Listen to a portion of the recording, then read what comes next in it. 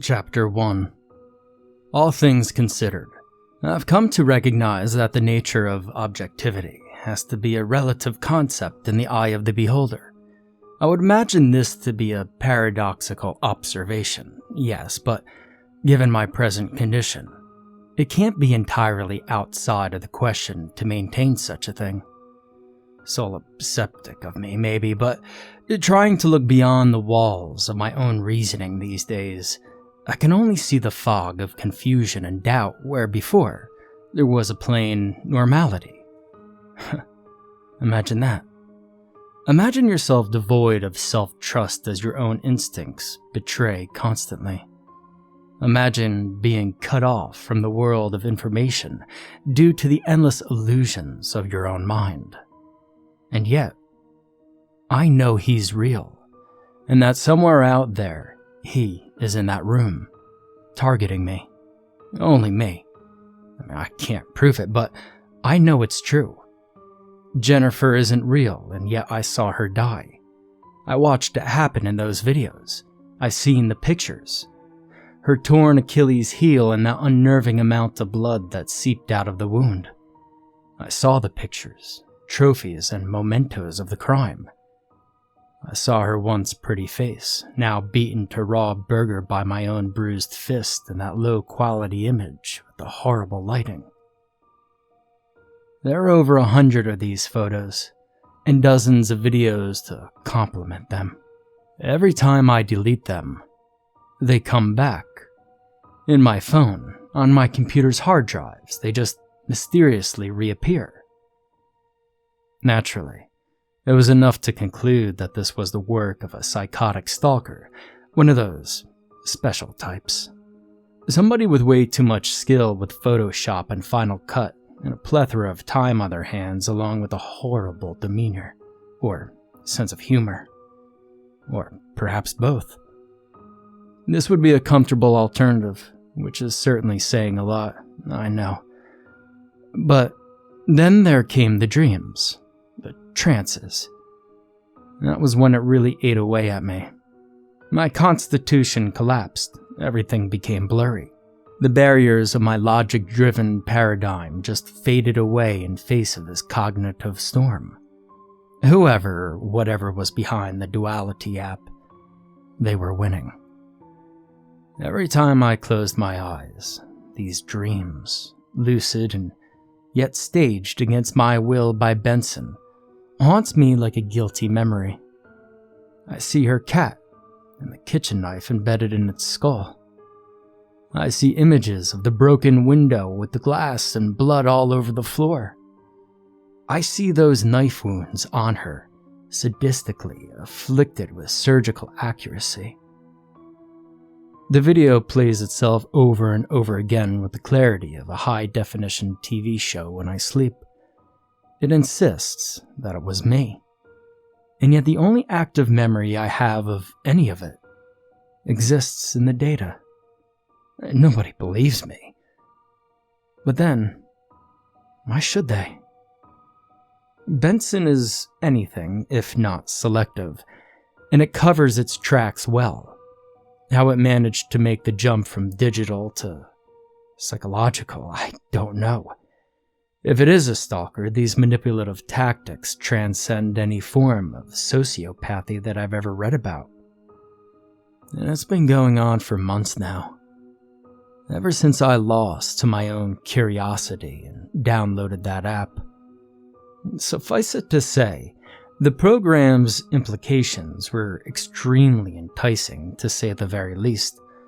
It boasted of innovation and cutting-edge, smart technology to do what has never been done before. And I've always been drawn to shit like that. An idle curiosity, the unassuming act of installing it onto my phone, placed me directly into its crosshairs. Sadly, I can't exactly pinpoint what specific event began the whole ordeal, or what specifically was the initial move on Benson's behalf. I can only say that it began like a trickle. Small, forgettable things like odd glitches and messages from random people asking about other people I've never heard of. And I should have been smart enough to piece it together. So there I was, in my truck waiting for that day's route to be loaded in. It was a snowstorm in Memphis, and that delayed us. So like every American in the 21st century, I batted the downtime boredom by playing with my phone. Sitting there, idly drifting through my Facebook account, seeing with empty, apathetic eyes the meaningless chatter of people I used to know, talking about their babies, talking about their jobs, whatever was on their mind. Between every 3 updates, there was always an advertisement. Usually, it involved satirical websites or random cell phone games that people loved more than they should have. And on that day, every advertisement was replaced with one particular application. The Benson Duality App. In so many different ways, the same program made itself known to me. There were videos, images, personal testaments of the time they had with it. When I left Facebook, I checked my emails. How annoyed I was to see that the same program was being advertised there as well. Everywhere I went, the program was being made known to me. They really wanted to push this on me. What with this smart technology using your cloud data history to build advertisement profiles or whatever. They insisted that me and this program were a match made in heaven. So I took the bait. At first, the idea sounded really cool in a mildly off-putting way. The Benson Duality app created a speculative clone of the user's personality based on their metadata, and ran a simulation of it in fictional scenarios for the user's own amusement. The idea sounded absurd to me. Have we as a species really come this far that we can actually habitualize something like this into mainstream as just another distraction? So I read the reviews. There's something oddly satisfying about watching myself run a trucking company. This app is really cool. I didn't think it would work nearly as well as it did. I would definitely recommend this. Lewis O'Reilly. I've always wondered how I would do in ancient medieval times. The way this game matches your profile is staggering. Very innovative. I can't wait to see where they take it to next. 10 out of 10. Jonathan Jacob. I showed this to my grandmother and she couldn't believe it. She said it was like a science fiction book. And she's right. This program is so cool. How they do this, I have no idea. They use smart technology to simulate your entire personality. I thought they would get it wrong, since I consider myself a complicated person. This game, though, it really is as good as they say. I would recommend this to anyone. If you're not sure you like something, try sending the fake you into it and see how it does. I avoided a lot of mistakes that way. Best part is that it's free. Samantha Wilson. They went on like that. Not a single one of them naysayed the product, and I have to admit, it did sound very cool. I read a few more, building up my momentum to download it until finally, I came upon one review that stood out. And in hindsight, well, this should have been the deal breaker. I should have taken one look at this so-called review and dropped the whole issue there and then. I didn't. I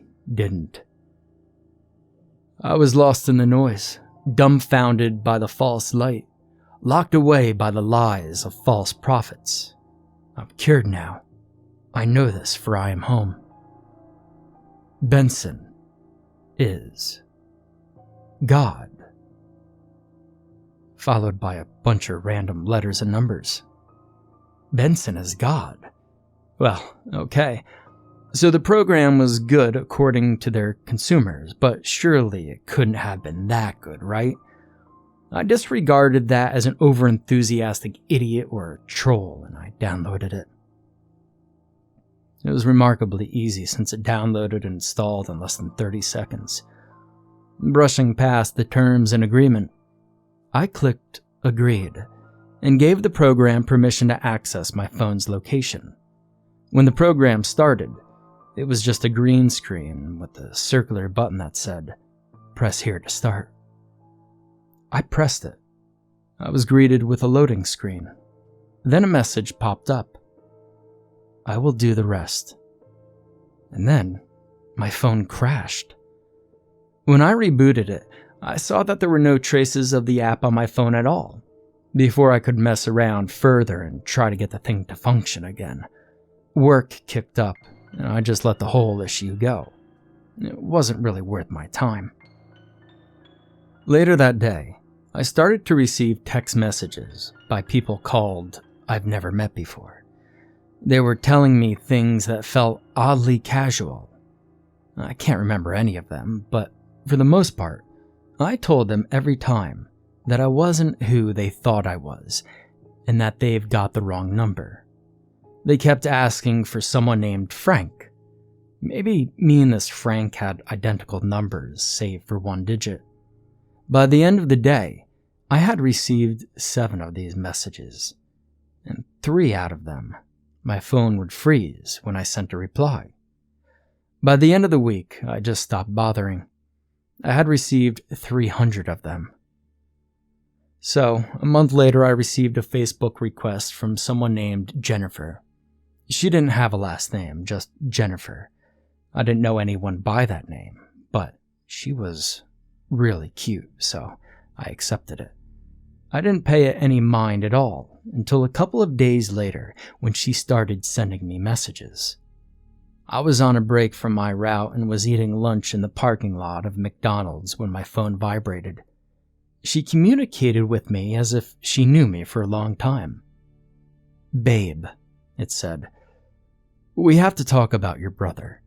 He's being creepy again." I don't have a brother. I knew she thought I was somebody else, so I told her she has the wrong person. And that's when she said my name. My full name. This isn't out of the question, since I have a relatively common name which lent credence to the misconception. I explained that to her. And that was when she started naming off personal details of my life that people really shouldn't have known about, as they were mundane and trivial. The kind of stuff that is rarely worth mentioning to anyone. Like how my sink was leaking, which was a problem I had only discovered that very morning. And I know I needed to pick up more toothpaste as I ran out last night. Then I noticed that her picture was different. She was in my apartment. I recognized the sofa in the background, and worse yet, I recognized the cat she was holding. It was mine. Oh shit. This lady was a psycho. She had to have been some kind of stalker, but then I saw something even more bone-chilling in the background. On that sofa behind her, on my sofa, I saw myself. I was slouched over, my foot on the cheap ottoman, watching TV. "Who the fuck are you?" I angrily typed in caps, almost cracking my screen. "Dude, it's me, your girlfriend, Jenny." Nope. Not into this kind of shit. Was it Photoshop? Was this lady crazy? I didn't consider myself even remotely interested enough to attract this kind of stalker, but then again, the internet is a weird place. I told her to stay the hell away from me and never contact me again. Thankfully, she didn't reply, although the indicator on the side of my screen informed me that she was still online. Her profile page was even more off-putting.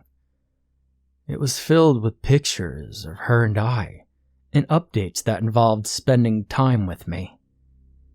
She had this front to her that implied that we lived together and had been happily together for a year and a half. The worst part had to be the fact that there were people that I knew who were commenting on her shared photos of me. And then I noticed that I was commenting on it. I was saying things that I've never said before, phrasing them in ways that I knew that I would. And then I remembered the app, and I thought it had broke. There were no signs of it anywhere on my phone, but I knew that this was at work. That whole personality simulator thing, it was painting my life in a fictional light. And once I realized this, I immediately felt the tension in my chest dismiss itself. This wasn't a stalker, just some cute program doing its thing. When I came home that day, I immediately tried to shut it off and delete it. The app was nowhere to be found, though. There were no traces of it anywhere. I booted up my computer and tried to search for information about Benson, but was frustrated to find out that there was absolutely no information about it anywhere online. You would think that for a program that flooded my entire internet access, there would be a website or a forum or some kind of discussion about it. But there was nothing. No information whatsoever. When I searched for it, I just received information regarding math algorithms and stuff about law and order. How the hell could this program be so hard to find? I even went into my emails and traced back to when they sent me all those ads and information. They were gone. Did I delete them? I mean, how the hell was I supposed to get rid of this thing? I went online and asked about it on Facebook. Jennifer was the first to comment, claiming she never heard of it. That's bullshit. She was it. At this point in time, I was using it on my own computer, not my phone. This was frustrating because the app was supposed to be confined specifically to my phone, and yet somehow, here it was on my page outside of it. Had this thing actually spread into the account? Could it really do that?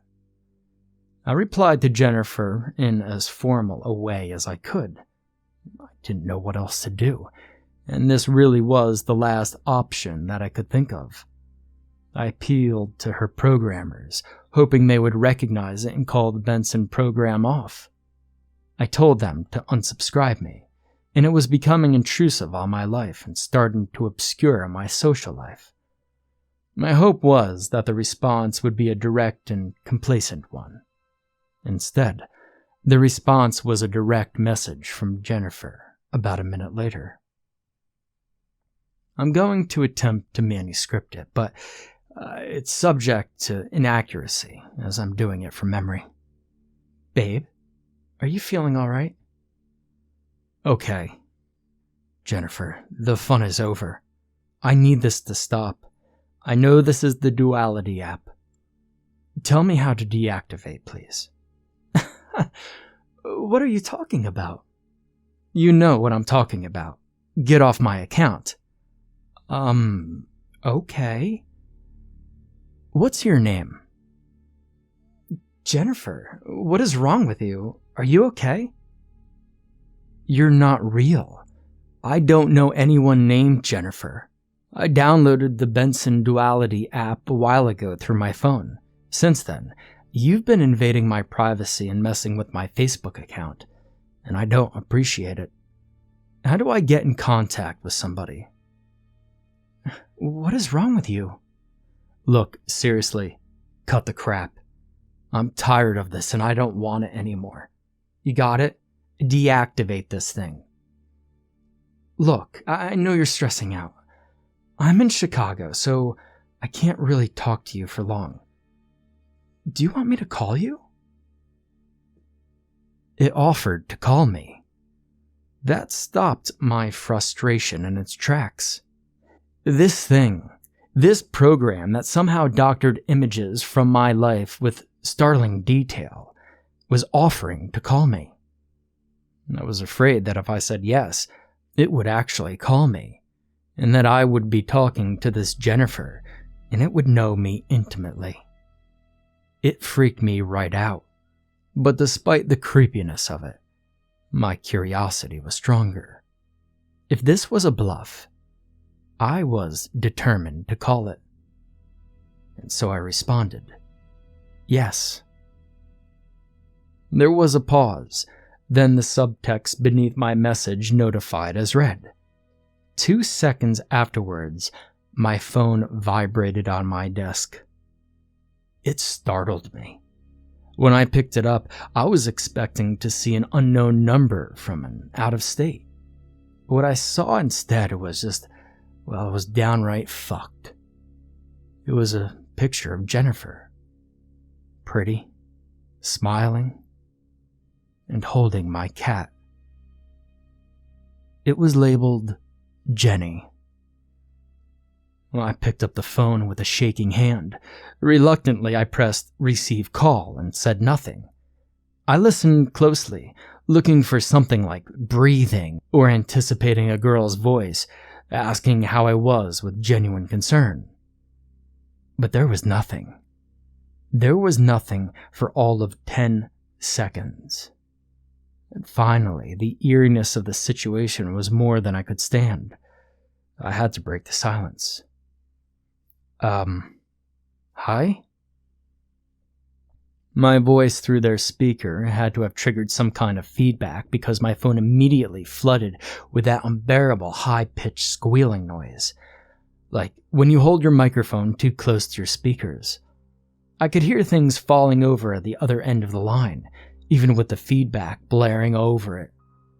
They sounded like cans, but when the noise stopped, the record started. I could tell it was a record by the scratching, frump, boop sound which preludes the hissing and popping noise that was ever present throughout their playbacks. Now, some people say that this is charming. I personally would go as far to say that it's annoying. But in this case, I found it downright creepy. What business did it have in this phone call? It was somewhat clear from the ambiance that someone was on the other end of the line. I could hear the noise of the room, and I could hear movement, footsteps. I heard what sounded like a rickety chair creak out as someone large sat down on it. Somebody was there, ignoring the noise. I started to yell. Listen to me, you. I've had enough of this. Put someone on. I want this to stop now. Using pictures of me? The fuck does that? Hello? A young girl's voice said. At this point, I couldn't put my finger on it. But I knew it didn't sound right. As if it were distorted or warped, but with just the right level of subtlety to leave you wondering if it was your own imagination. I want to talk to someone in charge. Who is this? Hello? The voice said again, a direct clone of the last hello she said. Are you the Benson app? Hello? Was this just a recording? You people are impossible. Hello? Every time she said hello, it sounded exactly the same as the last, as if it were a solitary sound clip being repeatedly played off of a soundboard. Can you hear me? Am I getting through? There was a long pause.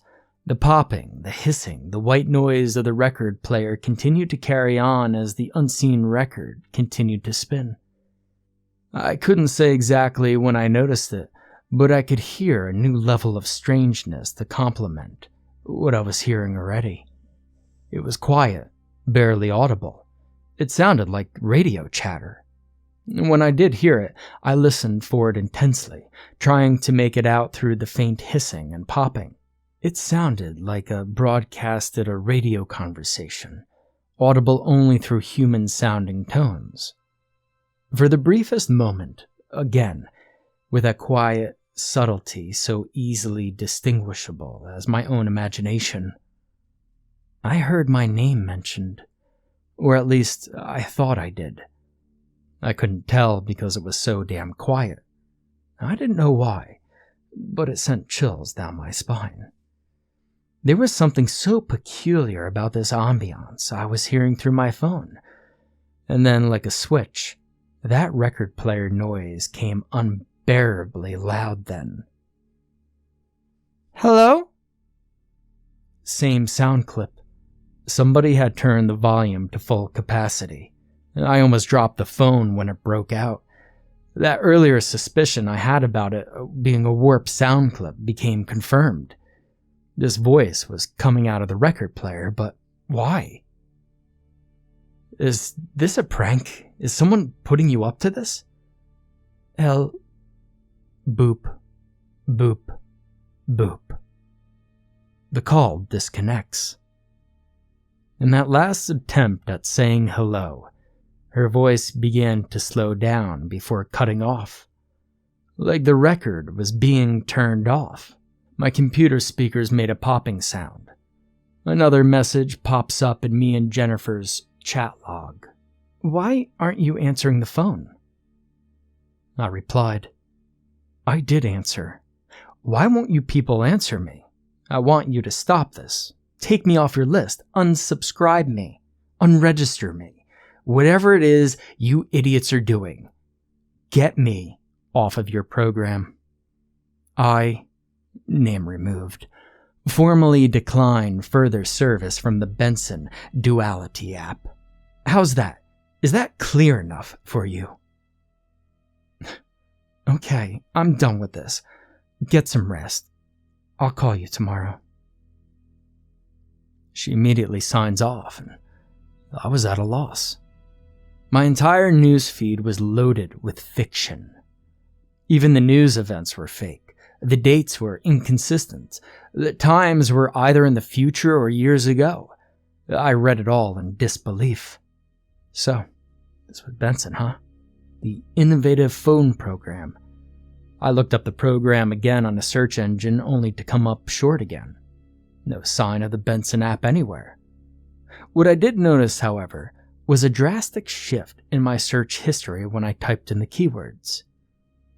You know how some search engines pop up things you typed in the past when you enter certain letters? Well, this one did. When I typed the T in the, a sudden list of T words emerged in the searching bar. Simple words, but their connotations were startling. Trachea, anatomies, torture tactics, throat. I didn't search for these. This was the kind of shit that puts you on government watch lists under suspicion of being a serial killer. I forgot what I was doing and instead searched what to do when my search history shows things I've never searched for. The first and most common piece of advice I got from various sites were to change passwords to all your accounts, to your computer itself, in the event that somebody is breaking into your house. That was an obvious answer. Change the passwords. I did that, and it worked. Everything disappeared. There was definitely a great sense of relief in seeing my rather bland Facebook page going back to normal. No signs of fake Jennifer anywhere. I couldn't even pull up the log. It was gone, and Benson was gone. But there was that phone call. I looked it up on my phone and saw that where the call from Jennifer was, there was now just a default image for an unknown caller.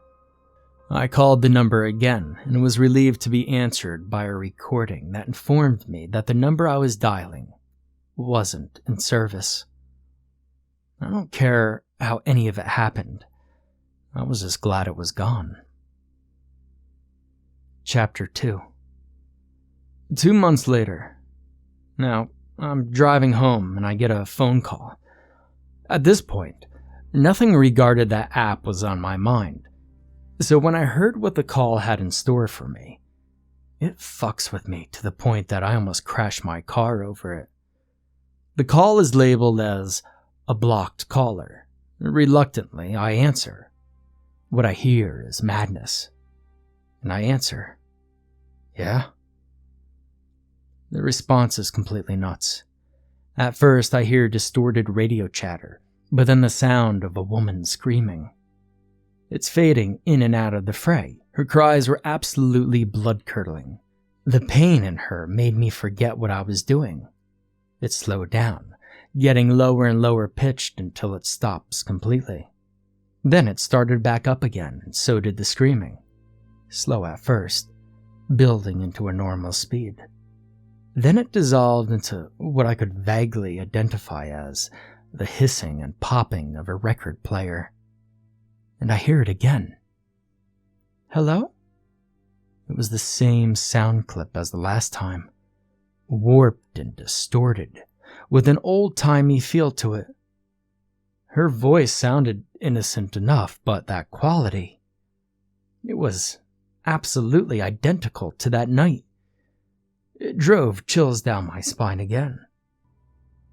I'm so messed out by this that I didn't realize I was about to crash into the pickup truck in front of me. Throwing the phone aside, I slammed the brakes and just barely avoid a catastrophe. Being so thrilled by the fact that I didn't total my car, I forgot that the phone call is happening. When I check later, I find that the call disconnected shortly after I threw it aside. That was on a Friday night. The next time I check my phone is the Saturday night. When I did, I saw that my Facebook account was extremely active. There were notifications, almost 100 of them. The trending consensus implied that Jennifer had died. She had been murdered. My newsfeed was completely lit up with messages of condolences from my friends and family.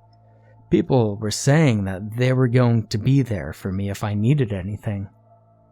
Even her own family members were messaging me, telling me things like, "Even though you two never got married, you're still like a son to us. Let us know if you need anything." The Benson app was back. It reactivated itself on its own.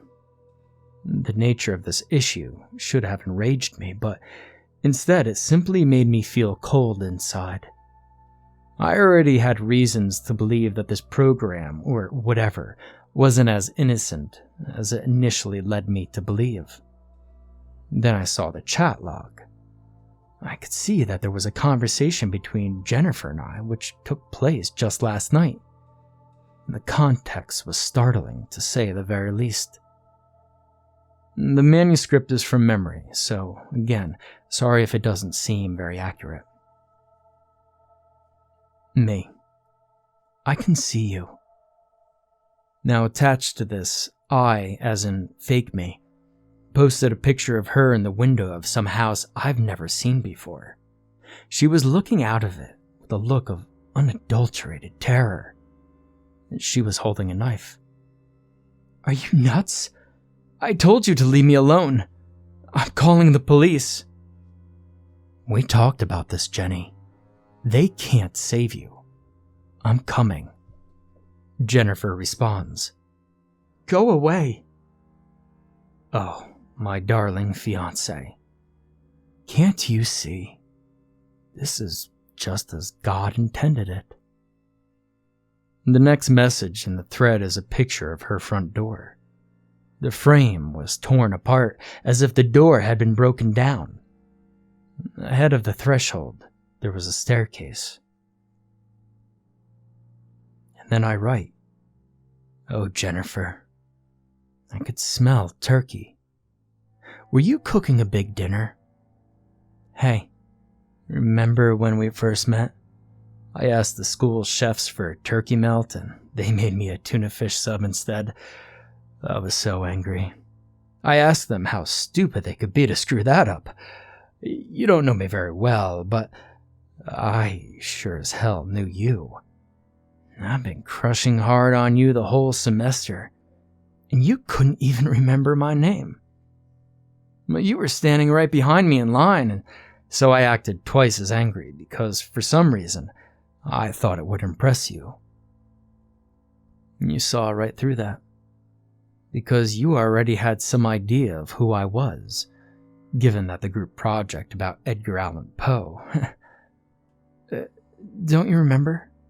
You called me out for showing off that day you sat with me in the cafeteria. That was the first time we actually got to know each other. In the cafeteria where I reluctantly ate the tuna sub. God, it was gross. And you laughed every time I got grossed out by the smell. It was in the laugh. I knew there and then that this moment was inevitable. Here we are. The ecstasy of it. Jenny, it's invigorating. Can you feel it? God is coming into my body. I'm one with God. The next message I sent her was another photo with a comment attached. It was a picture of a dead cat. My cat. He was lying in a pool of its own blood. Jutting out of its head, a steak knife. The left side of the photo was an idle hand that was red with its blood. I recognized it as my own hand. I could tell by my own chewed fingernails. And then I write again. Oh, poor Butters. Look what you made me do. He wasn't supposed to be a part of this. God doesn't care for animals. This was supposed to be just you and me, our big special night. It's okay though. I forgive you. The sight of my own cat made me drop the phone. I ran out of my room and into my kitchen. And he was on the counter, his two front paws in the sink drinking water from a bowl I rinsed earlier. The relief of that. He wasn't dead at all, but that picture, this was horrible. How could the app be so brutal? But then, it had only been obnoxiously intrusive since the day I got it. So what the hell was I expecting? When I petted him on his head, he jolted up and shot me a surprised look. I usually chastise him for eating or drinking stuff out of the sink. You know, I'm glad you're not dead, buddy, I said to him in a shaky voice and went back to my phone to take the rest of the horror. The next picture comment in the message thread was of her door. There was a construction paper cutout of a heart thumbtacked to it. Written in a Sharpie across it was innocently scrawled, Jenny's room. My blood-covered knife was lodged in the center of it. There was a streak of fake dead Butters, blood dripping down the side of it. The comment attached to the upload. Written by me. It is everything in me right now not to cry. I can't say that lightly. Only you can do this for me. At this point, my hands are shaking. This was downright evil. I immediately exited out of it and pulled up my image library to see if those photographs were there. They were. Worse yet, there were far more than I had sent to her. There were images of my foot on each step of the staircase leading up to her floor. There were 14 of them altogether, each of the same picture of my feet on the stairs. Left foot, stair 1, then right foot on stair 2, then left foot on the third step. And those were my shoes. The wear and tear of them were identical to my own. I immediately flicked them off of my feet. It's hard to explain, but they just felt tainted. This wasn't even the worst of all the details. There was a video on my phone, one that wasn't incorporated into the log. The thumbnail of the video was indistinguishable. It was 6.5 minutes long. I watched it. Worst decision ever. The first 10 seconds reveals a lo-fi POV shot of me kicking down her door.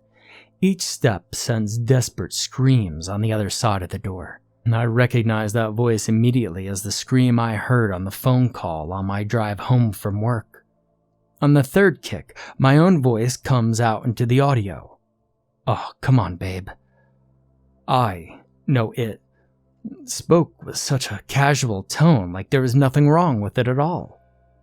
This was far more chilling than if I were saying something more akin to an axe murderer. Something like, "Open the door or I'll kill you, I'll fucking kill you." No, the casualness of it was darker than dark. And that was my voice. I know my voice, and that was it. Verbatim, my voice. And hearing myself as a sociopathic murderer made me wonder whether or not this actually happened. Was I really capable of this? "Babe, the door is getting looser. One more kick ought to do it." It kicks the door again, ripping the thing right off of its own hinges and sending them into the wall. The monster pushes the camera phone into the room and looks around, and I see her in the hallway, through her own window, trying to escape. The view gets fast and blurry. The phone's camera can't keep up with how fast it's moving. Her screams get louder to the point where it clips the audio.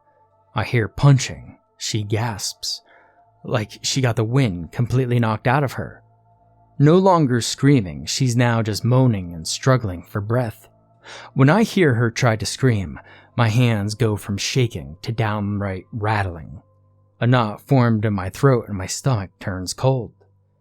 The feed dissolves into a blurry chaos again, as her pathetic cries accompany the sound of dragging. She begins to beg for her life. She's crying my name, saying things like, "I love you. What happened to you?" I hear her words get cut off by her own cry again. This is a reactionary kind of cry. I did something to her. Something terrible. There we go, Jen. Now you can't run away. Go ahead, give it a shot. I'll be over here taking care of this real quick. The camera pauses, looking down at her lying on her stomach.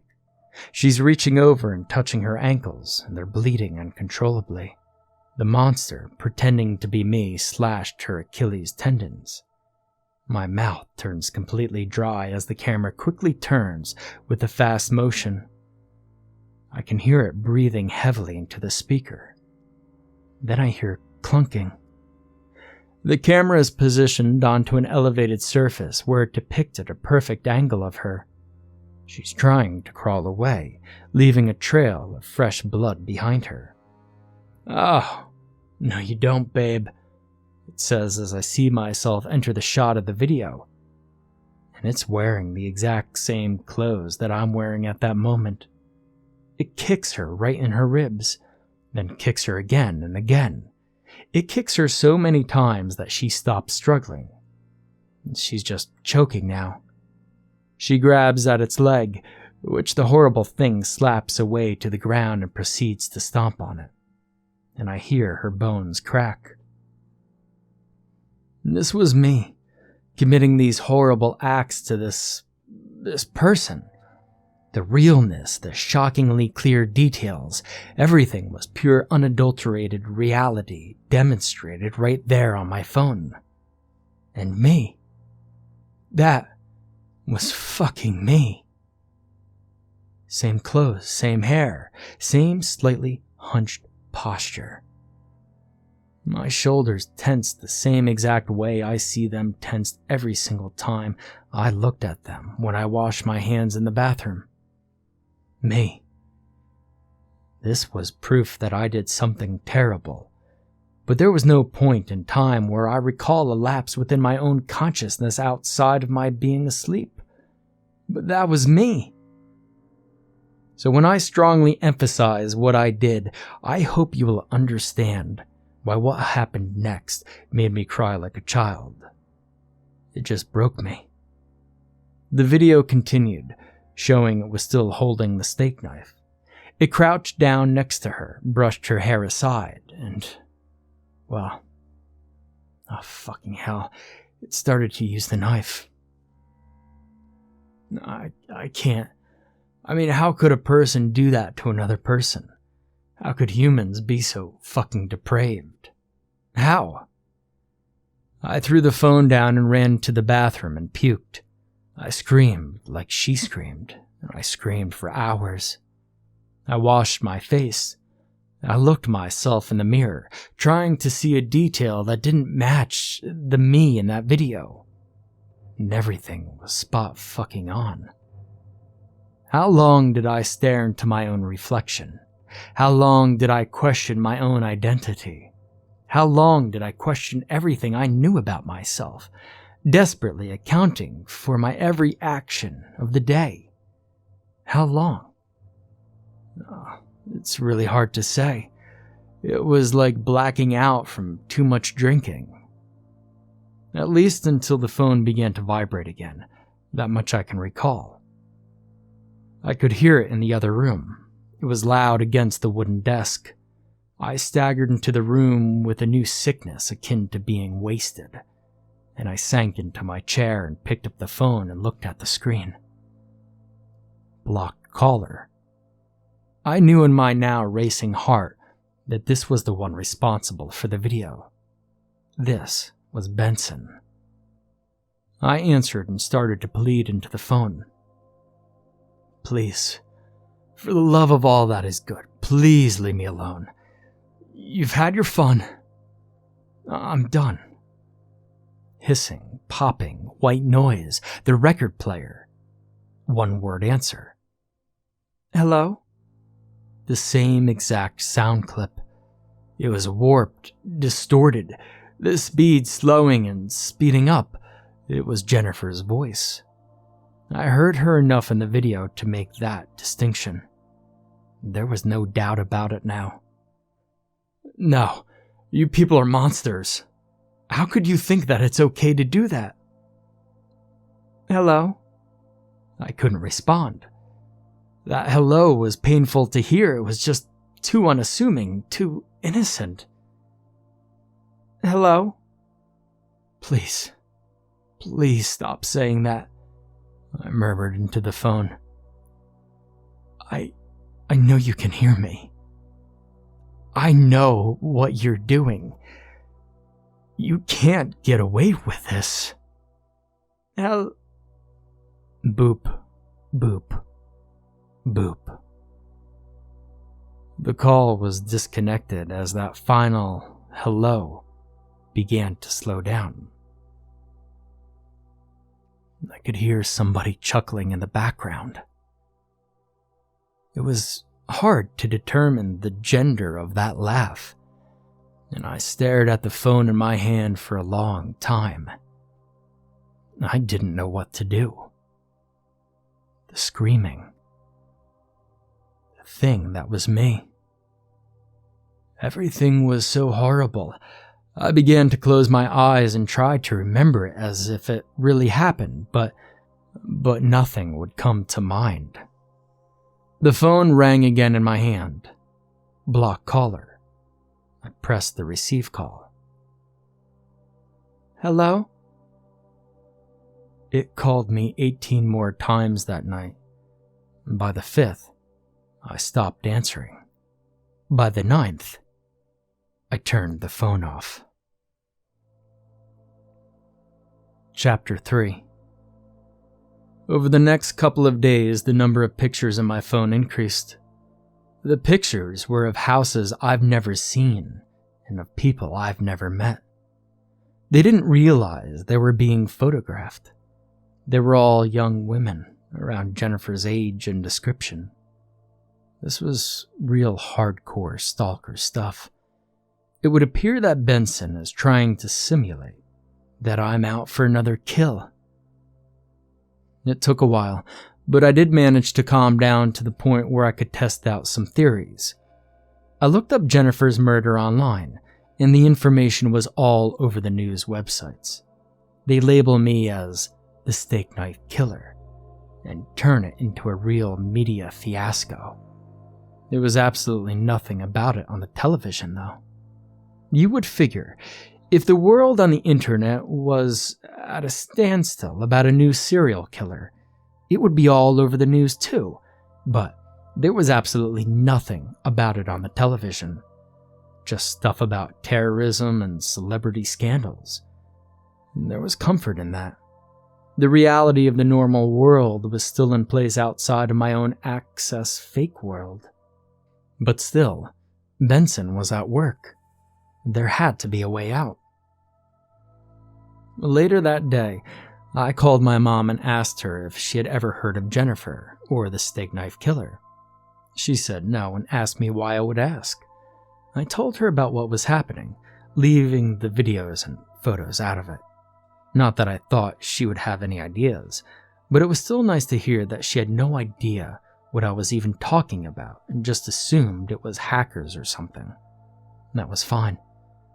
After I hang up, she calls me again 10 minutes later. When I answer, there is nothing on the other end.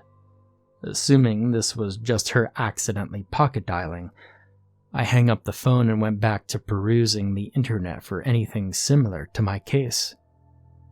Every time I mention my simulated situations in the search engines, I keep being redirected towards concepts regarding neurology and advanced computer sciences that work together to try and master something called uploading personalities. And yes, this is actually a technological advancement that is currently in the works. They're proposing that given the right amount of data, you could create an online variation of your own identity by the year 2045. You'll be able to upload your memories, dreams, and even personality traits. You can easily shrug this off as some kind of science fiction nonsense, but I promise you, if you read into it, you will see stuff about it by people like Michio Kaku or Ray Kurzweil. It made me wonder, maybe this program was some kind of variation on this prospective technology. They talk about something called the singularity, where man and technology become so alike, the layman would begin to strive over making the distinguishments between. They mention the significance of our digital footprint, even go so far as to say that your search engines are distributed among companies to establish an advertisement profile based entirely on our online and in-store habits. I was a little bit startled over how invasive all of this was, but still relieved to know that the technology acted as some kind of explanation as to how the Benson Duality App knew so much about me. I doubted it deep down, but hey, it was better than nothing. But still, there was nothing out there about Benson. I deactivated my Facebook profile. Then I deleted all the photos and the video off my phone. I took a long time since there were so many of them. You see, the weird thing was that when I plugged my phone into the computer to try to jump into its hard drive, it told me that the memory on there was close to zero. And I haven't downloaded a single app since Benson, and probably never would again. But the sheer number of pictures and the video alone had to at least amount to somewhere near 1 full gigabyte, right? But no. There were no traces of it in my DCIM folder. Nothing. So I was just left to deleting them one by one on the phone. I was more than willing, as I never wanted to see them again. And satisfied that I've done everything I could, I sat down and just tried to relax. And when that didn't work, I did the best thing I could think of. I logged onto my Steam account and played video games. For a while, I forgot about the whole damn thing, even forgetting myself in the process. Games do that. But it didn't last. It began to happen again, right there in the game. It was one of those online shooter games where you can communicate through your microphone to other players. The other players were usually children screaming racial profanities into their microphones to try and troll people into getting angry. This time around was no exception at first. About 45 minutes in, they started to show signs of compromise. One of them shouted into the microphone a remark regarding rape and another player's mom, to which This, the other player replied through his own microphone. Hello? And I stopped right there and then. That was the same sound clip. Unbelievable. It had stalked me through my phone, into my own computer, and now it's following me into video games. I shut the game down and opened up another one and went into the multiplayer screen. While we were waiting for the game to load, we watched players pop into the lobby screen. When they came in, they could immediately use their microphones to communicate. At this time around, it took no time. Somebody called ADI 342 speaker icon popped up next to his name. Hello? That voice. Jennifer's voice. The same exact sound clip. I looked up the user ADI 342 outside of the game through the Steam interface and immediately sent him a message. Who are you? I wrote. There was no response. Well, not at first. I was about to disregard this as a bust and X out of the screen when suddenly a window popped up.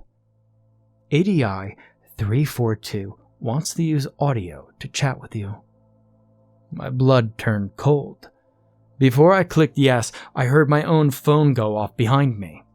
It didn't vibrate, but instead, out of its own speakers, on its own accord, emitted the same thing it had been saying to me the whole time. Hello? It made me jump. I immediately grabbed my phone, wondering if it activated a call on its own, and immediately switched to speakerphone. When I picked it up, I was startled to see that the Facebook app that I had deleted a while ago was back in mid-download. The progress bar was halfway, almost losing it again like the other night. I canceled it. Hello? The phone called out again, and I could hear the hissing of the record quality. Hello? My computer's speakers called out. The window had selected yes on its own. Hello? Hello? Two separate sources. I shut my phone off while listening to my Steam account drop that same sound clip over and over again through the chat log with the username ADI342. When the phone was off, I turned to the chat log and was about to click on the X on the corner of the screen, but then it started messaging with words. Not only was it playing the sound clip through, but it was posting log information in the text area. It's hard to explain, but it looked like it was a copy and pasting information. There were two separate parties involved, both of which were identified as a series of numbers, each of them dropping dialogue to each other. It didn't take long to realize what was happening. It was writing down the manuscript of the conversation I had with my mother earlier, and even though we spoke verbally, it translated it into text and was repeating it to me. It was commenting pieces of it, rhythmically so, too. Bump, more dialogue. Bump, more dialogue. What are you trying to tell me? My phone reacted on its own. It vibrated on the table. Hello? My computer shot out at me at a loud volume. God, leave me alone. I shouted at it. The chat log with ADI342 stopped. Even with the sound clips stopped. Silence. No hissing, no popping. Everything went quiet. And I knew it was watching me. Just taking it all in, prepping its next move. And I know it sounds so crazy, and I know it all sounds like bullshit. But if you've stayed with me this far and are feeling skeptical, well, maybe you'll doubt this next part entirely. My Facebook app started to download on its own in my phone again. This time, I did nothing to stop it. I just watched the bar fill in total silence. And just as the bar reached the max, a voice whispered through my computer, from the ADI 342 audio chat. Come home. What? It was something different. A response to me directly. I had its attention. I had to talk to it. I had to try and get through to it. Why are you doing this? What are you? What do you want from me? I shouted into the microphone, and instead of responding to me, the thing logged off. Everything disconnected. I looked up that name again only to find that it didn't exist anymore. Reluctantly, I picked up my phone to see that my Facebook app was running. I looked in and saw that I had hundreds of messages. People were dropping words of condolences. Apparently, my mom was dead. She was murdered by the steak knife killer. No, I thought. No, not again. It was going to put me through it again. But this time with somebody real. My mom. I went straight to my photo library on my phone, and there were over 800 images. They consisted of the house I grew up in. They consisted of the street I grew up playing in, where the house was located. There were images of my mom tied to a chair. She was bleeding. There was an image of me holding my phone out in selfie fashion, with my mom staring miserably at the camera.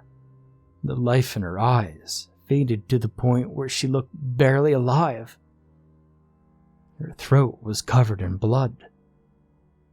I was holding a steak knife, and it was covered in blood. I had slit her throat. No. I set up my phone. I looked into my video list, and there was an 18-minute-long video with an indistinguishable thumbnail image. Suffice it to say, I did not play it. Ask yourself this question. If you found a video of yourself murdering your mom, would you watch it? Yeah, I didn't think so. I threw my phone across the room and spent the rest of the day in my room. No technology, no internet, nothing. Nothing except for the muffled "hello" coming out of my phone and in my main room and through my bedroom wall. I put my pillow over my head to drown it out. For a while it worked.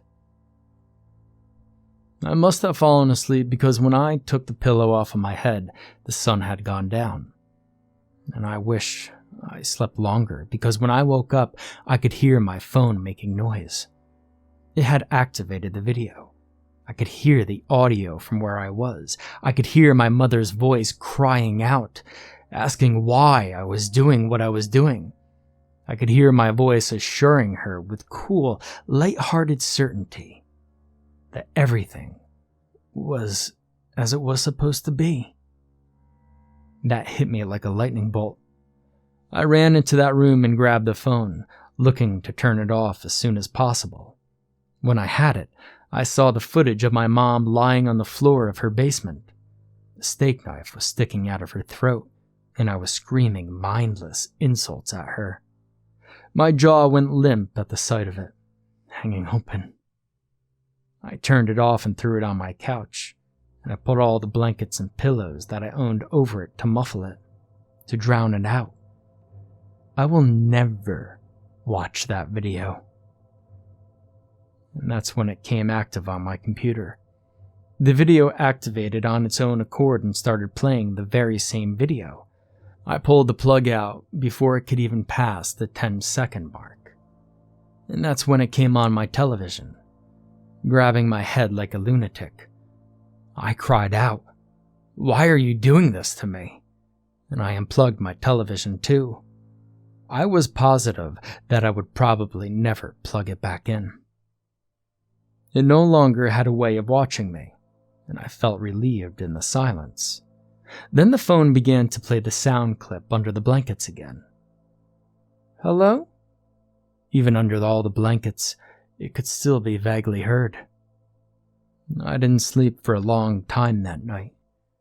When I finally did, I vividly dreamed the experience of me watching the video in a dark room filled with monitors. I was tied to a chair. Adjacent to me, an old record player attached to cheap speakers was playing the Hello clip over and over and over again. And to this very day, I still have those dreams. And every time it happens, I see a new video, a new victim, a new abomination. Chapter 5. This is where everything fell apart for me. I became bitterly apprehensive towards technology, feeling like if I moved towards anything that had some form of a satellite broadcast, Benson would either trigger a video or trigger a sound clip. At work, I distrusted the scanners I used to deliver stuff. When I drove to work, my radio stayed off. When people asked if I was alright, I told them I was fine, playing it off like I was feeling sick. People bought it, and that was fine for a while. Benson left me alone during the days when I went back to work at first. I would get no phone calls. It wouldn't vibrate or make noise or trigger videos until after I got home. Even when it wasn't harassing me, I knew it was still with me, still in my phone. I wanted to leave it home, but where was the responsibility in that? I was constantly reminding myself that none of it was real, so I could build the confidence to carry it with me, because that's what responsible and reliable people do. Over the next couple of weeks, it would become a normal routine for me. I come home every night to be harassed into seeing another person being killed. Another 100 photos would just spawn in my memory card. I wouldn't watch any of them. Not at first. And when they started to play on their own, I would put my phone in the safe place, underneath the blankets and pillows. From there, the sound clips would play every 30 seconds. Hello?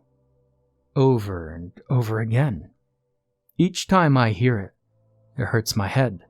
It makes me dizzy. It hurts me in a way that transcends anything I could even remotely articulate. Whatever game Benson was playing with me, I was actually beginning to somehow sense that it was winning. I think it showed in how I began to slip into a state of apathy. I could feel myself give in and stop caring. The photos would be of people and houses on my route at work, of people who I would say hello to on a daily basis. There would be photos of people I graduated high school with, college with.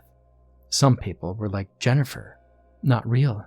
Some were irrelevant people that I would usually give no second thought to, like store clerks or joggers I would casually pass by on my commute home from work.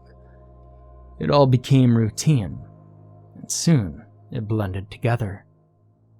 Now, I know what you're all thinking. Take it to the police. I tried. The photos, the videos, everything vanishes every time people are near. Trust me, I know this all too well. I think the unraveling process started on the third week since Benson targeted my mother. I was driving to work one day, and at one moment, I'm on North Quincy Street in my car in the early morning, and then suddenly, I was in my truck halfway through the workday. It happened in a flash, as if I just went to sleep and woke up hours later. When it first happened, my brain immediately flared with the conclusion that I had lapsed out of my own consciousness and became the monster in Benson's videos. What could have possibly accounted for those missing points in time? When I came back to the terminal, I talked to my boss and tried to lead the conversation around how I was that morning. This was tricky because you can't just walk up to your boss and ask him if I seemed murdery this morning. Instead, I apologized for being late for some stops, that I wasn't feeling myself this whole day. It wasn't a lie when you think about it.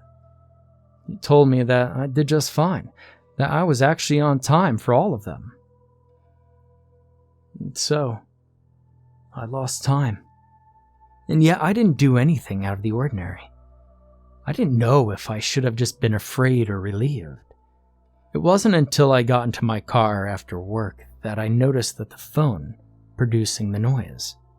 When I shut my car door, I was expecting silence. Instead, I heard hissing, popping, white noise coming out of my phone speaker. It was subtle, but definitely there. There wasn't any content to the noise, just that record player ambience. Later, I would speculate that it's been playing all day, that this was how I tranced out. And that became the next phase of Benson's trip, the next development in my now crumbling life. I would just have these Benson trance-like states of consciousness, these momentary lapses, like slipping into a dream. They were at their worst when I was driving or working. Sometimes, I would find myself suddenly snapping out of them in the middle of conversations with people and not even know how I got there. Sometimes, I would be perfectly lucid during these lapses and yet still found myself swimming in the unreality of it. All the while, in the back of my mind, that record player noise. I couldn't tell if it was in my head or actually coming out of an exterior source. Maybe both, maybe neither. It was like being drunk or high on pot. Sometimes I would bullshit myself into believing that this noise had absolutely no source and that it was clearly in my own head, clearing the path to ask myself logical questions. Questions like, was I going insane? Was this mental drainage? Was I exhausted from the consistency of fear? Was this a descent into apathy? Is this a symptom of extreme depression? Now, at some point in time, I threw my phone away. When I did, another one came in the mail the very next day. It was as if I knew I would do it. Given all that has happened, I shouldn't find it too hard to believe, since it claimed to be simulating an alternate demonstration of me. But I did. I'm not a murderer. It seems certain that I was. Regardless, I've thrown away dozens of phones at this point, and yet the data still finds me. In my computer, on my TV, through this ever-changing technological world. I hear it. You can't escape communication in the modern era. And of course, the dreams. Every night. The dreams. Occasionally, I overhear radio broadcasts from the other cars at red lights and nearby radios when I'm walking around outside. They wouldn't stop talking about the steak knife killer, although it appeared to me that Benson had decided to brave the world beyond my own immediate perception. I still really had to wonder if the people who were listening even heard what I was hearing. Do our realities coincide? Or are we in different worlds, seeing two separate interpretations? When I ask people about it, they tell me they've never heard of a steak knife killer. I don't know. At this point, I don't even know if anything I hear is real. It's like a horrible, indoctrinating song. The more I heard it, the more I began to believe it. The more I began to believe it, the more I would seep into these states of mind. The record player's noise never stopped either, like the ever-present ringing in your ears after too many years of loud noises taking their toll. It was always there. When I got home, another video, another 500 photos. At one point in time, I had over 87 snuff films on my phone. I had over 3,000 pictures to accompany them. The computer couldn't detect any of it. I would just come home and stuff whatever phone I had under the blankets and stare at the wall and helplessly listen to the hissing coming from wherever it was coming from in my house. Sometimes the "hello" would come out of it, which at this point was so drastically distorted that there was only a resonant signature of it. I can't remember at this point, even if I even bothered to try and find it. this was my world now, just for me and me alone. I began to question why I was still going on. Life began to feel gray. Maybe this was depression. I researched the symptoms of it and saw that a lot of my current episodes were very similar, so it wasn't out of the question. There were reassuring qualities in the idea of it, and I sure would have loved to have experienced them when I thought about it. But Benson, then I would lose myself again. I knew it was Benson. There was something about that hissing noise, something subliminal. I can't know for sure, as I'm not a fucking psychologist. It was grinding me, breaking me ever so slowly, winning. I started becoming suspicious of the cars behind me when I was driving, or at least when I was lucid enough to do so. One time, I looked at my own boss, and with rigid certainty, it became somehow abundantly clear that he wasn't who he said he was. He wasn't anyone I knew. He went from a man I saw 5 days a week to a complete and utter stranger. I couldn't make out his face, and somehow, I figured in me that he was going to try to kill me. I began to hyperventilate as my heart swiftly began to race in my chest. I had a panic attack. My boss sent me home and told me to take time off. Those dreams took a new form that night. Maybe due to the next phase in Benson's intense. They were lucid and yet completely beyond my control. Instead of sitting in that control room with the record player and the monitors, I was actually acting out in the videos. The first night, I murdered Jennifer. The second, my mom. The third, a customer for my route at work. In these dreams, I could feel the intensity of my emotions. They're purely emotions, not thoughts. I couldn't think, was completely incapable of thinking. I could only watch and experience, lucidly so. When I woke up, I would somehow always forget the specifics of those emotions, only that they were intense. At first, I convinced myself that they were of terror, as that seemed to make the most sense to me. But the more I dreamt, the more I would realize that I was wrong. These weren't fearful emotions. They were ecstatic. They were limbic sensations of triumphant victory, like having sex or winning a fight. This morning, it became clear to me that murdering these people in my dreams had produced the greatest sensation I had ever known. The fear of that realization, I wouldn't wish it on my worst enemy. Realizing that everything is just wrong. The events I see, a simulation. Everything lost in the hissing and popping of the unseen record player ambience. It took me so long to write all of this for you because of how often I would just lose my own sense of continuity. I don't have the balls to reread the things I wrote, because I know they won't be what I remember them being. And now, you know everything that I know. I, Benson Hope. This is where I stand, somewhere in the void, between the phrases of lucidity where these very words come into being, between the vast regions of fog and record noise where I can barely think or comprehend the world around me, and between the animalistic madness residing somewhere inside. Between me and the simulation. Between man and beast, and every step of the way. Benson is with me.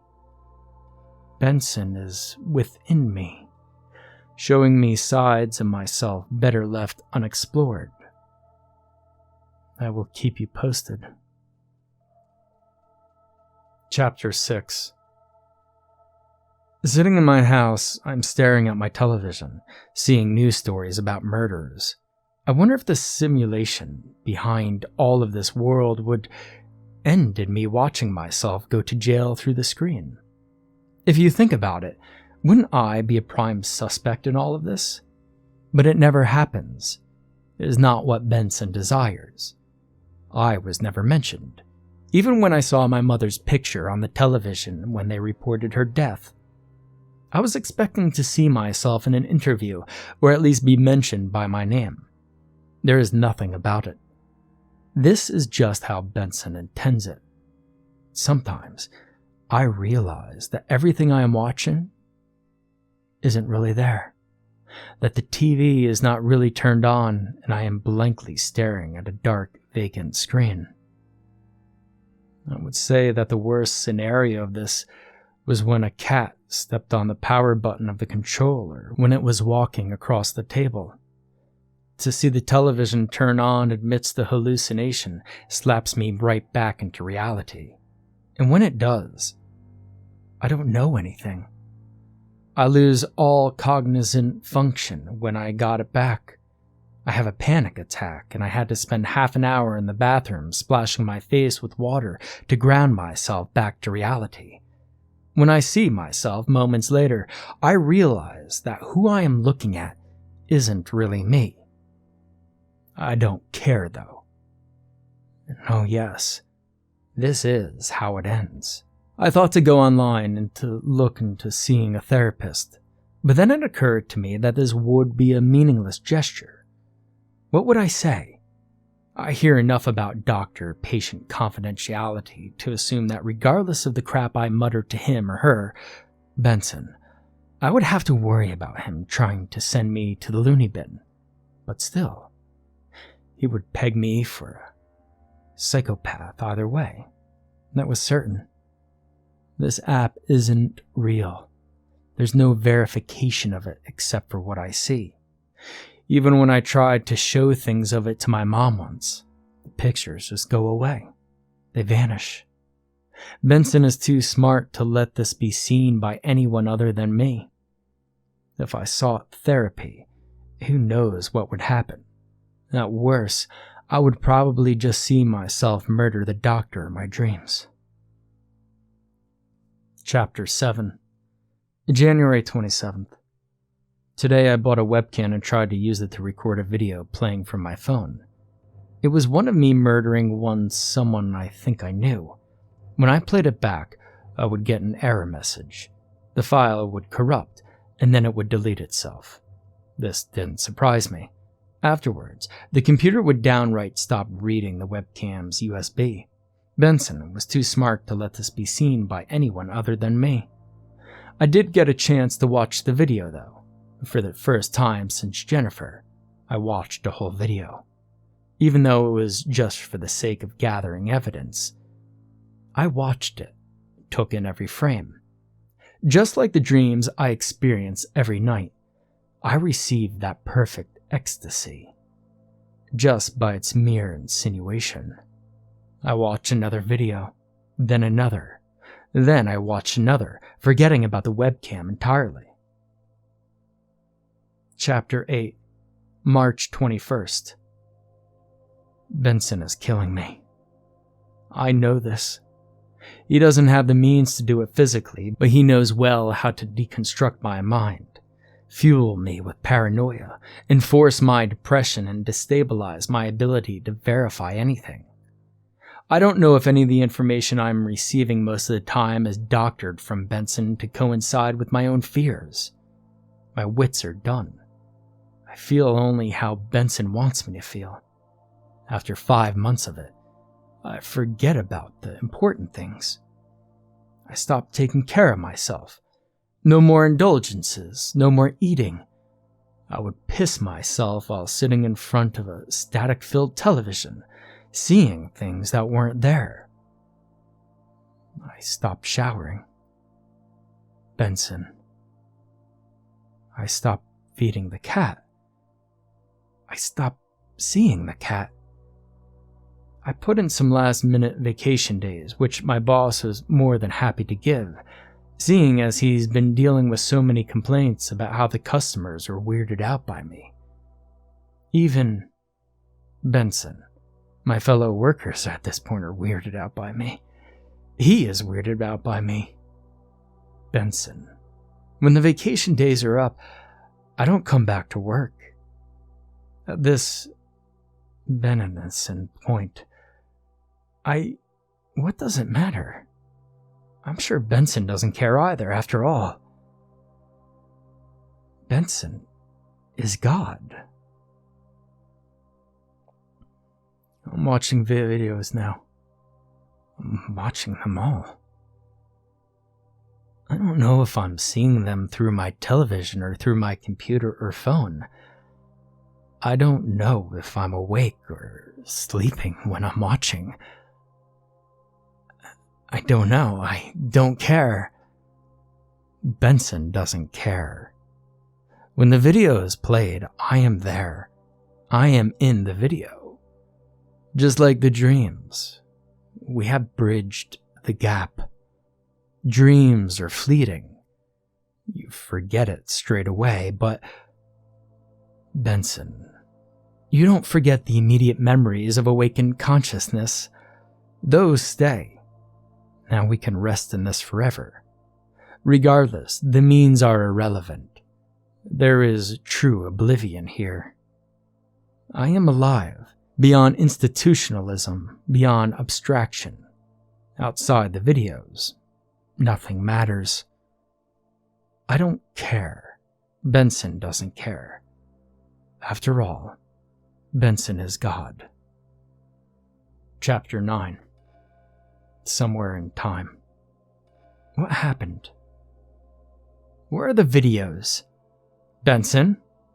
What have you done with my videos? Where are you? Why can't I dream? I can't feel anything. I can't... Where did you go? Hello? Hello? Hello? Hello? Chapter 10. Benson has abandoned me. I feel absolutely nothing. Chapter 11. Now, always now, Benson is talking to me. I can hear a voice in the back of my head telling me that he would not come to see me, as when we first began our disassembling. When he comes to me, Jennifer makes it clear that he will only talk to me in the final stages of my purification. I don't care. Benson doesn't care. After all, Benson is God. Chapter 12. Of all times and all eons. Steam account message log with Benson. Username Addy451. From memory. Me. Benson? I know this is you. Addy451. Come home. I reply again. Benson? Addy451. Beyond time, beyond noise, beyond the glare of false light. Me again. Benson? Benson? Benson? Addy451. Come home. Give them back to me. Addy451. Beyond words, beyond dreams.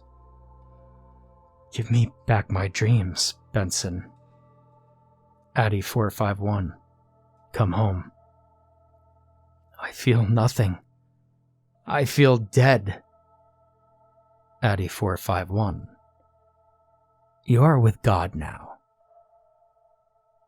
1344354. Forever tense. The videos are all gone. The photos won't load. The phone is broken. It has been for some time. Nothing will play. I don't dream anymore, and so I don't feel anymore. I can't live without her. I must be with her. I hear people. They're knocking at my door. They won't know where I could find Jennifer. I know this for truth. It's time to come home. They will all be waiting home with me. Jennifer, I will find you.